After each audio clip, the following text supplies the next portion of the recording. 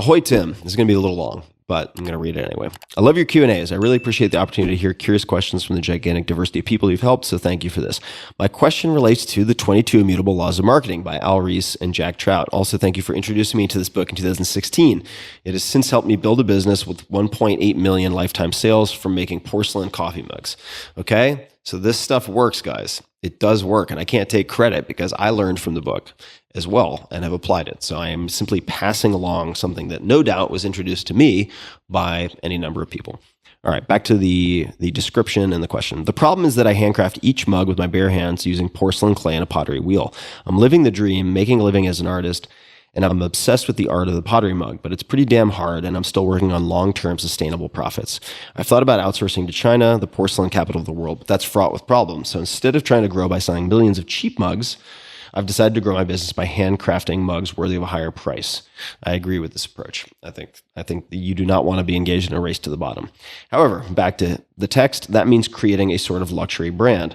Since this doesn't exist today, we're focusing on law number 1, the law of leadership that says it's better to be first than it is to be better. These mugs are art, but they're not better than the world's best sculptures and paintings, which often sell for millions of dollars each, or fancy-ass diamond-encrusted purses that sell for tens of thousands of dollars each. But I believe it could be the first mug to inspire people globally as a piece of art that you can enjoy your morning coffee from every day. Law number 4, the law of perception, has been one factor that helped me sell mugs for $500 to $1,000 per mug. Nicely done. But the vast majority of customers want a cheaper mug. How would you evaluate whether or not a luxury mug business is worth pursuing? And if you determined it was worth pursuing, what would you do to grow? All right. Let's hop into this. So there are a few books I would recommend checking out, Joel. As usual, I have many book recommendations. So the first, which I've not read in a very, very long time, but may be helpful, is a book called Selling to the Affluent. That's by Thomas Stanley.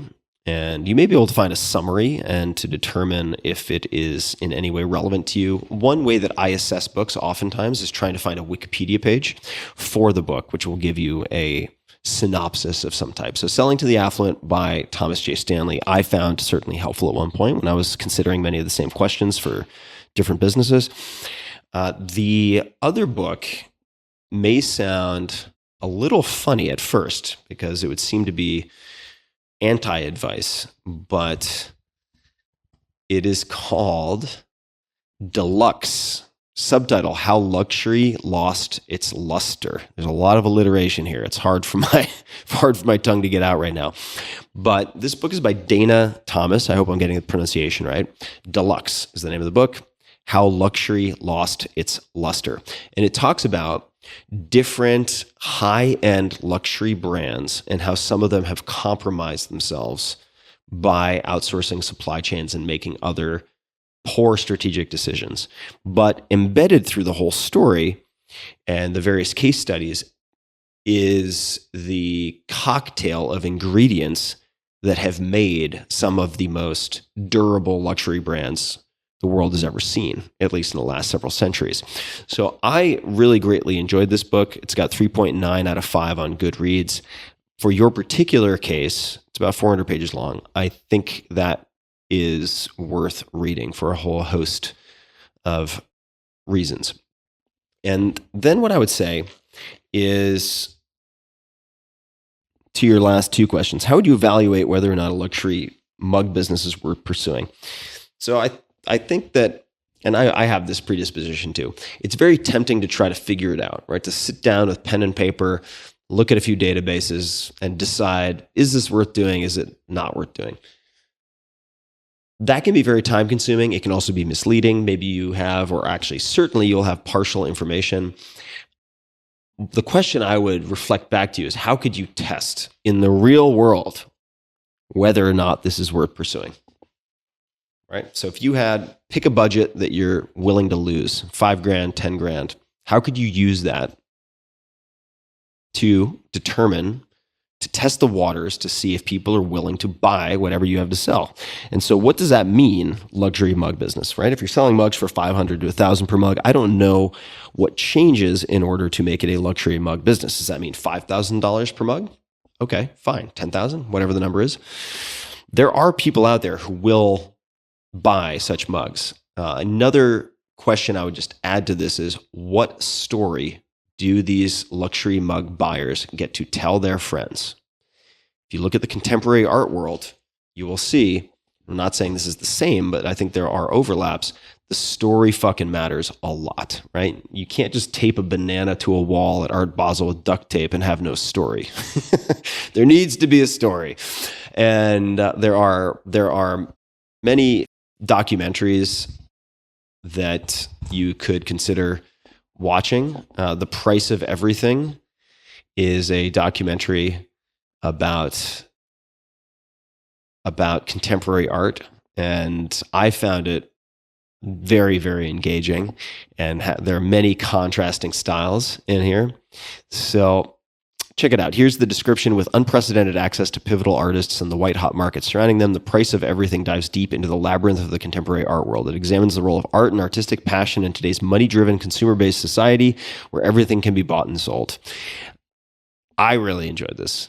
I really, really enjoyed it. So this would be another recommendation, because there's again no need to reinvent the wheel. I mean, these are not necessarily identically the people you're going to be selling to, but what does it take to sell the highest priced X? Fill in the blank, whatever that is. And in fact, some of my answers are going to be overlapping with a question from a listener in Brazil.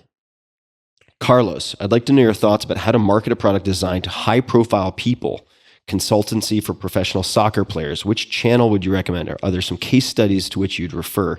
Thank you for everything. Big fan from Brazil. Okay. So all of the books, Carlos, this will apply to you too. All of the books and the documentaries I recommended would apply. Another thing that you can do is study the luxury brands. Figure out who their PR firms are. Go to the PR firm websites and look at their campaign case studies. See what they do, right?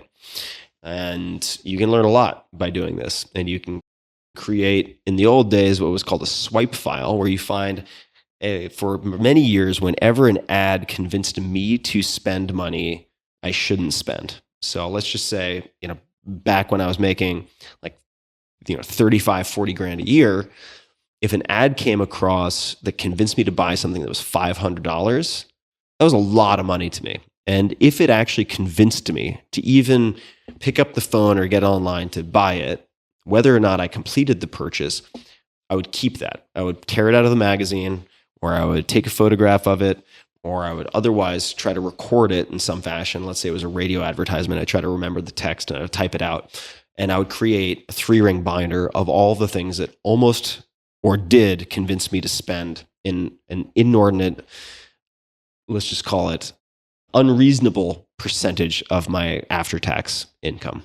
And that is another thing that you can start to do now. You do not need to be a professional market analyst to do this. You just need to be aware of your own behavior and what drives you to purchase decisions or near purchase decisions.